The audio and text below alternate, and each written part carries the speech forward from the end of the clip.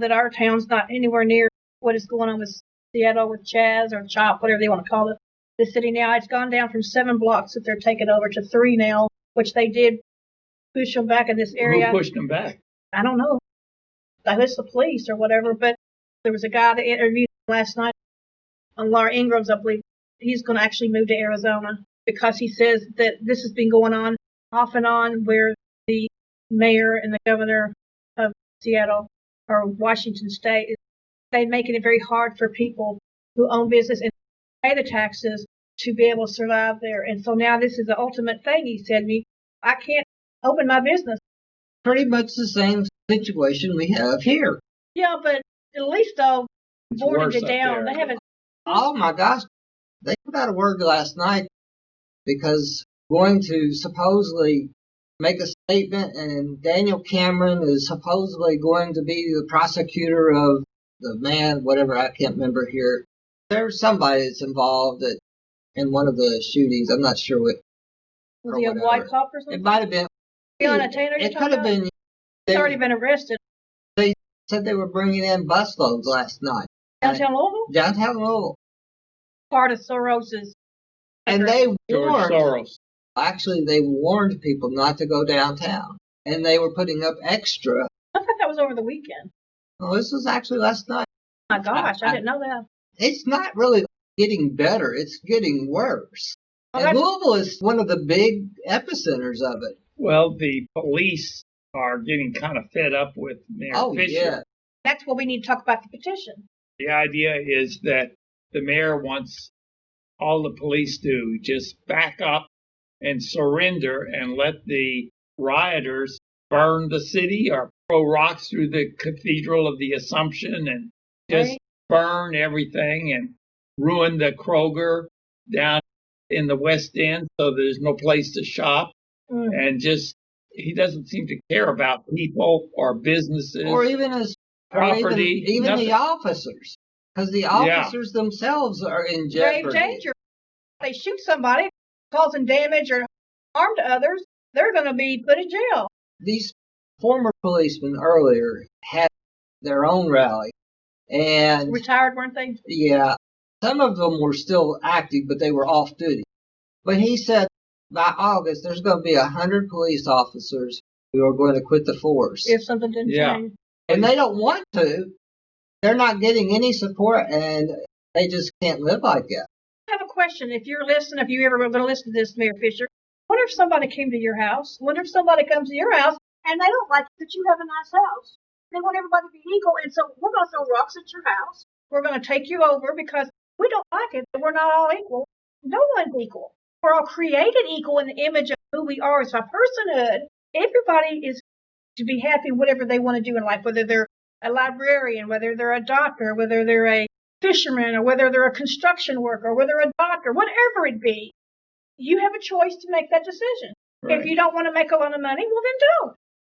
I never made a lot of money, but I'm still happy doing what I'm doing. So what I'm saying is they're making them envious of other people who are successful, what we call successful. Success doesn't mean making a lot of money, does it? A lot more to it than that. Yes. It means doing what God has called you to do. Some people do, to me, the ultimate, and that's being a missionary. I have a friend of mine that lives over in Haiti, and she has nothing. She's my friend's daughter, and she's the most precious girl. She's never been married, and she lives on just whatever she's donated to. And some people don't call that success. Well, I do. Doesn't mean you have to have a lot of money. Doesn't mean you have to have titles behind your name. But what they're doing is pitting people to say only the wealthy don't deserve to be wealthy. You talking about unfair? That's injustice. That is injustice. That goes back to just plain old communism. And the funniest thing about communism is they say all those words like we're all brothers and we're all going to suffer the same. Yeah. But it always turns out that there's an elite group that live in the marble homes. Yes, that live in the nice accommodations and all that stuff. What's mine is mine, and what's yours is mine. Let's get to the point now where they're taking down Washington's monuments or statues, Portland, Oregon, and they said that they burned the flag on top of it. If they really want the kind of country they want, I've been to Russia. I've been there on a mission trip.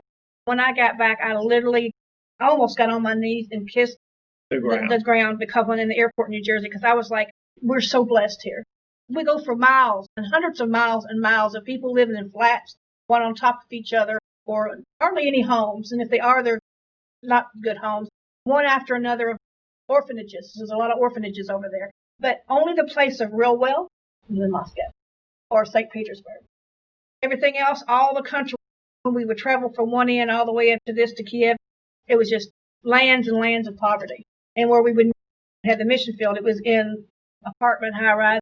And their homes were in each little area. They didn't have their own bathrooms. They had a community shower. It wasn't even a shower, it was a steam room.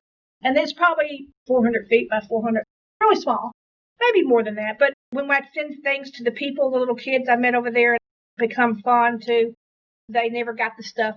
They went into the mail, opened it up, and if it was cash, which I sent cash, I know not to do that now, and they took their money. They took what I sent them. They go through your mail. So this is communism, people. This is what you want. They want to take over the police if you want to destroy a country. And our mayor is pushing the idea of punishing the police. He's complicit in it. And all of these cities, or almost all of them, that are being taken over by the rioters are Democrat places. They're run by Democrats. They might have some Republicans in the council or whatever, but they're outvoted. The Democrats are the ones that are complaining, and yet they're the ones in charge of these places that they're complaining about. Let's do a historical timeline here. America was founded. What did we do? We fought against oppression, right? From King George. Revolutionary. Right. And then what happened? We had the 13 colonies. Then what happened? We had a civil war. Well, there's probably a lot more in between. But a little bit going on. Bit by bit by bit, we created a society. Were we perfect? Of course not. I got in trouble one time. I was at church, and I was in a Sunday school class, and they were talking how bad Trump was. This is the first time Trump was running against Hillary Clinton. And talk about how he was a racist and this and that. And if he was a man back in the slavery day, he would own slaves. And that just didn't do well for me. And I said, now, wait a minute. I said, you all don't have any idea. Yes, there were horrible, horrible stories of true stuff of how people were mistreated. But a lot of the slave owners were white Democrats. A lot of the slave owners were black Democrats that treated their people bad. And I'm not saying slavery is okay, because it's not. But many people like Washington and Jefferson, they did not treat their slaves bad. That is a fact. And wasn't you told me that even Washington treated their slaves, that they didn't have anywhere to go. They were older and they didn't know where to start out. So he kept them on, but they really weren't slavery, but they were still his servants or whatever. There's always injustices in the world. And actually the black man sold the black slaves to America. Not the white man didn't go and get them and oppressed them. It's the other way around. And also there's Robert Byrd. He was high Democrat. There's a name in the KKK called the High Tain, or I don't know what it is, but it's a high honor. Byrd was talked highly by Clinton. Yeah. Democrats loved him. Land. They started it. There were no Republicans. I'd like to tell you a personal story. I don't know how many minutes I have. You got 15. I won't take 15. My dad passed away about 2 years ago. I knew his father had died when he was about 5 years old. Really? Yeah, Wow. He had a massive heart attack, died. And it's amazing to me that my dad was able to remember back then. He's able to remember stuff.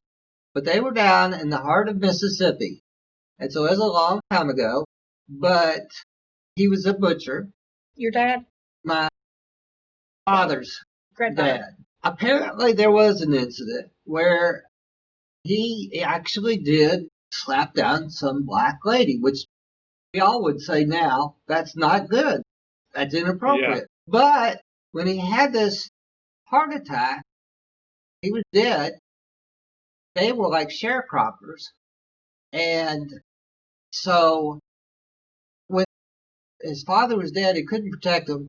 The black community threatened them and said they were going to come out and get him and all that stuff. Because of the action of the grandfather. Because, yes, there's a point to this story. He told me he can still remember getting on a train, coming up to Louisville. They didn't take their dog. The dog was following them along the way or whatever and stuff.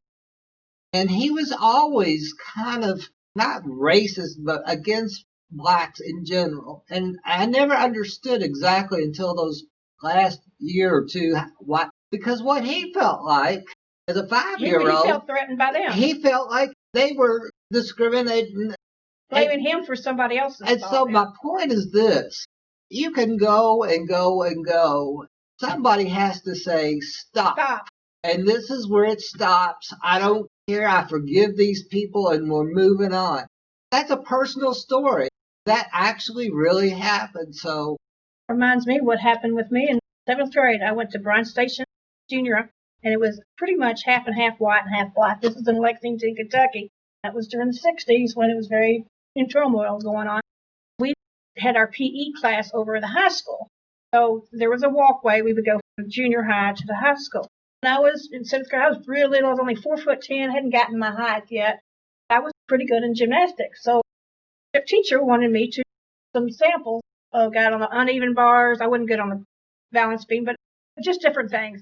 Well, this little girl, she was black. I still remember her face to this day. She scared me and threatened me to death, really. And so she said, don't you do good because I want to be the best. Well, she was just intimidating me.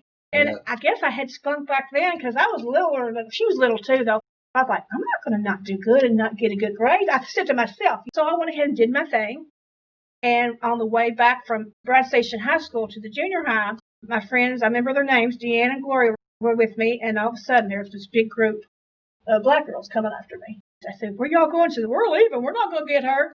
So they were literally coming. They were saying, we told you we was going to beat you up if you did good. Oh, my And goodness. I ran, and I lost my nice tennis shoes. My mom had just bought me a pair of little blue kids. I remember I lost one of the tennis shoes. But what I'm saying here, folks, is we all have our history. I have been intimidated. You could have chosen to be a hater. You could have chosen I don't hate it. I didn't have scared death of them. You could have chosen that lifestyle. Oh, I'm a victim, and I'm going to stay a Good victim. point. Yeah. Good point. Good point. That's a very good point. And then we moved. I had made cheerleading, and I did to do one game, but then we moved to the other side of town. I went to Leestown, and they were the nicest. I had a new idea of black people because they were from a home that were middle class, and so these other people, I don't know where they're from, but they always were picking on us at Bronx. They really kind of agitated kind of people. But I'm glad I had an experience of both because what I learned was that it doesn't matter the color of your skin. Nope. There's blacks that are angry, there's blacks that are sweet, there's whites that are angry, and there's whites that are sweet. That's it. That's why they did the coronavirus. Everybody will wear masks. When they start rioting, you Couldn't couldn't tell detect who them. was who. Part of their plan. No doubt. But, you know, No never doubt know. has some uses that are, let's Legitimate. Illegitimate. Illegitimate. Legitimacy. Nefarious. I was going to use nefarious. bad. We'll put it that way. Well, then, let's see. The last thing we were going to talk about was there's hope in all this mess. Yeah. And there's a guy named John Ponder. He was armed. He was arrested for armed burglary, and he was in the Bank robbery. was it bank? And he actually was in the federal prison. He was into solitary for a while. Then eventually got where he was able to have a radio. The only radio channel he could get, he said, was Billy Graham. Billy Graham's voice came over the air. That is a God thing. Trump had him a couple years ago at his Capitol giving him something, I don't know, some award, but we can't do the video of it today. It would be too long anyway. There is hope. He was very angry person, and he was involved in a lot of stuff. Of course, we're all human. We have jealousies from time to time, but you shouldn't be jealous of someone's wealth or Right. someone's position. We're supposed to be happy in Christ, and that's the answer. That's the hope. That's right. So let's end this horrible stuff in Louisville and around the world that there's still hope in all this mess. There is hope. There is hope. Jesus is the hope. That's right. Jesus is the answer. Well, we got about 1 minute left. How much of a song and dance can you do in 60 seconds? Not much. We want to Not see you much. dance, Dr. Simon.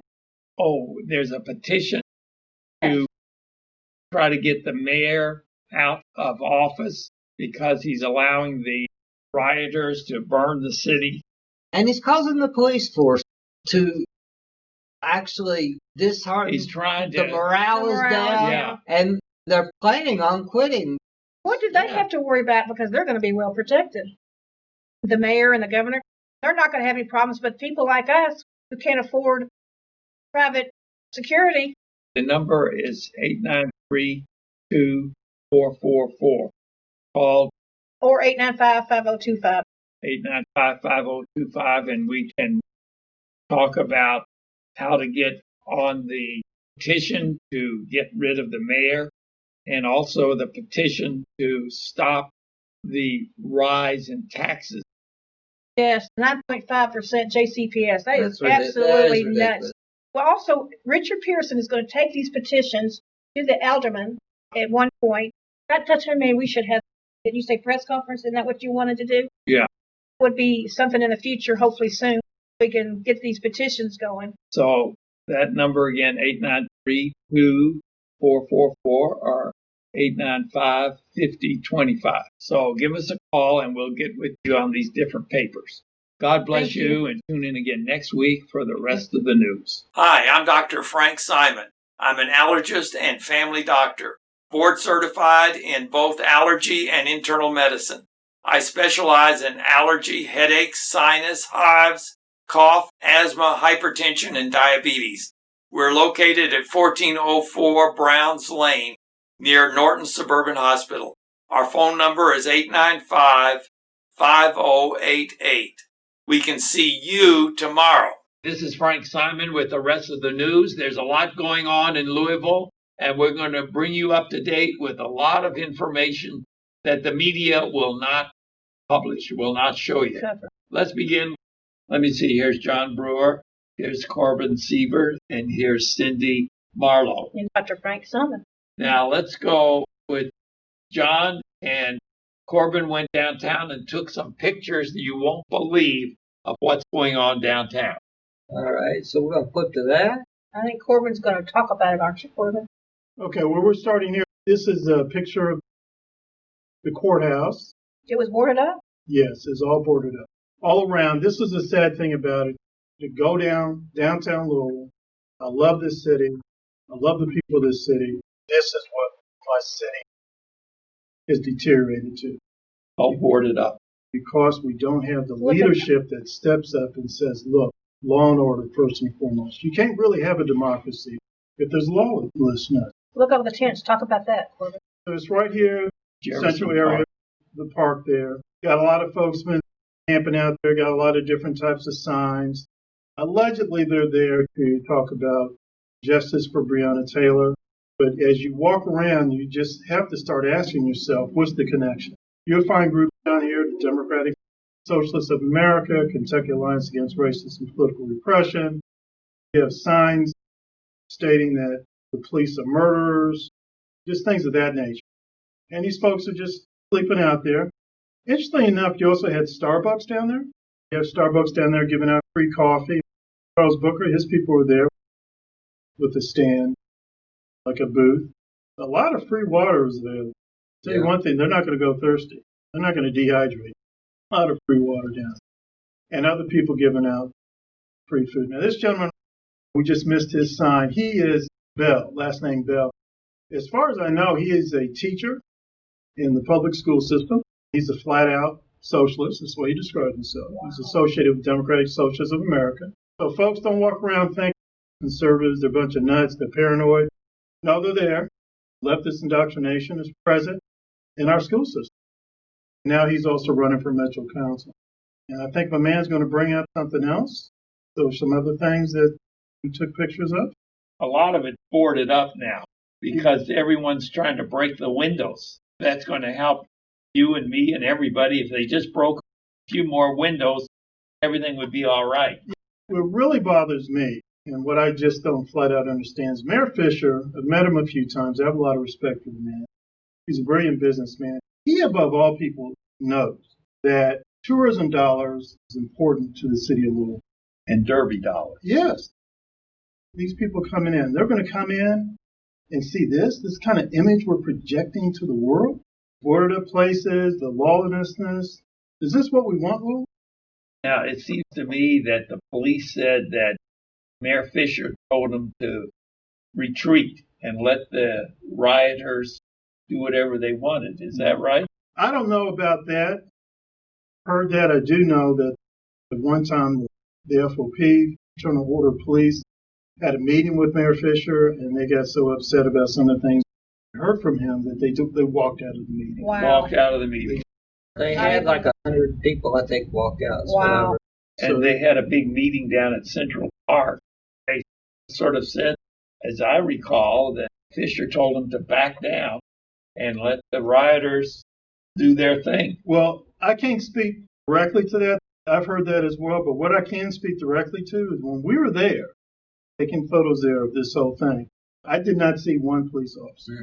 If I was down there and I just pitched a tent, maybe have my cats running around, eventually a police officer's going to come around and say, bro, you got to go somewhere else. These people have a mini city here, and I didn't see any police officers around. The only law enforcement I saw was across the street. The sheriff, he was across the street. He was just sort of looking at the encampment and just sort of shrugging his shoulders. Okay, we better move on. See if you got another second video here. That's disturbing. Now look at this. More boarded up stuff here. See that? It's all over. I don't think this has been on local television, has it? I haven't seen it, and I've been keeping up. But I do know, this is the church. This is was it Cathedral of the Assumption? This is the church. And you can't see it right here, but there are a couple of things here. We asked, I said, well, ma'am, what used to be here? She said, we used to have a bicycle rack there. And it was just totally tore up. Oh, wow. This right here used to be a statue. They had to board it up to protect it.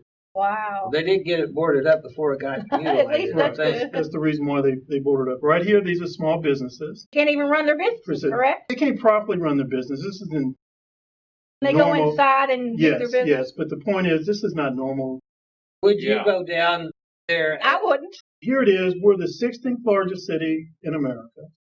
Fisher was big on renaming our airport the Muhammad Ali Airport because he wanted to turn this into a world-class situation. Ali name was known worldwide. Well, how is this contributing in a positive manner to our image as a world-class city? This is really good. There's a restaurant that's kind of boarded. Development Center said. We move along, we'll see more boarded areas. This is the restaurant you just mentioned, Dr. Simon. Yes, this is around Ali's across the street here, and Ali and 6 is at 6th and Ali. And then you go across the street, that's Kentucky Towers. You go a little ways further down, you'll see other places just all boarded up. So you got to ask yourself, Louisville, is this what you want? Right. Is this the image you want? You got to protect yourself from anarchists, and that don't make sense. Put in jail. City do you want, Louisville? Bear that in mind next time you go to the polls. Bear that in mind when someone hands you a petition saying, look, we need to possibly recall the mayor. Starbucks had a booth out there. They were giving free coffee. Free coffee, bagels, things of that nature. To the rioters. Well, I'm going to go to the place I go over here on the way home from work and tell them I'm not coming back. Right here, this is a bus stop. This is a Cabbage Patch sign, empowering youth since 1910. And the young lady's here saying, can you see my potential? Well, I don't see much of a future for this young lady in a situation like that. What this young lady's going to inherit from us, boarded up buildings all over the place, people just camping out in public areas, people vandalizing statues, forcing churches to put up barriers around. This is ridiculous. We talk about churches. The man, I can't think of his name, he's one of the spokespersons for Black Lives Matter. He says it's now ready to take down all the images of Jesus that are white. And that's what Bob Rogers and the other ones are talking about. They're saying that when you go into a black community, you have a black Jesus. When you go into an Asian community, you have an Asian Jesus. They always portray their nationality, the Jesus symbol or Christ. So, Doc, did you want us to go into the next video? Oh, it's all right. That's 2. I thought the next one would be Seattle. Okay. Is that your role? No. Bob Rogers? The next one is Seattle. Now, this is amazing. This is what these rioters are saying in Seattle, and this is their own words. Well, they're saying that they want to do away with the police. They want to do away with the system of justice. They want to kind of get rid of America, tear it down and burn it up and start over again, that somehow that's going to help everybody. Here we go. Listen to this. You won't believe what they're saying. Horowitz, and I'm here in Seattle. Chaz, the Capitol Hill Autonomous Zone. This is the Seattle Secessionist Movement, or as I call them, the Confederacy of Dunces. They kicked out the Seattle Police Department, ransacking the precinct, putting up barricades, and declaring their fiefdom sovereign. We're going to find out what's going on and spread some peace, love, probably some coronavirus. Then it turned dark. We just got to get rid of the whole shit. Start up. Burn the whole down. Yeah. If there is no change, there might be a lot more strong until there is. Right? The voice of the unheard. But I think some destruction and looting kind of sends a message to people, and breaking their is justified. In order to dismantle the same nation that is deemed legitimate, we kind of have to destroy the property, the consumption, capitalism. White people own slaves, so. All we need is like the love of one another and the communal aspect of one another and taking care of each other. I was a super devout person when I came here. He was spouting about God is glory, he hates homosexuals, he hates abortions. He was sitting there spreading very divisive words. And he was allowed to do it. Nobody get tackled to the ground. That Christian guy did get tackled. They had him on the ground choking him out. While these sentiments were the majority opinion of most people in the Chaz, was it reflective of the leadership of this Lilliputian utopia? The question was answered when we interviewed Jaden Grayson, one of the leaders of this movement. Every single day that I show up here, I'm not here to peacefully protest. I'm here to disrupt until my demands are met. You cannot rebuild until you break it all the way down.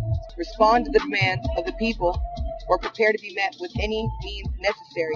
By any means necessary. That's not just a slogan. No. No, it's not a slogan. It's not even a warning. I'm letting people know what comes next. A response to violence is not violence itself. The Republic of Chaz published a very clear list of demands. Among them was the abolishment of the police. The Seattle Police Department turns in their badges. We'll have made a move forward. In other words, not defund the police. Abolish. Abolish the police state. Included in the lengthy manifesto was the demand to abolish the justice system.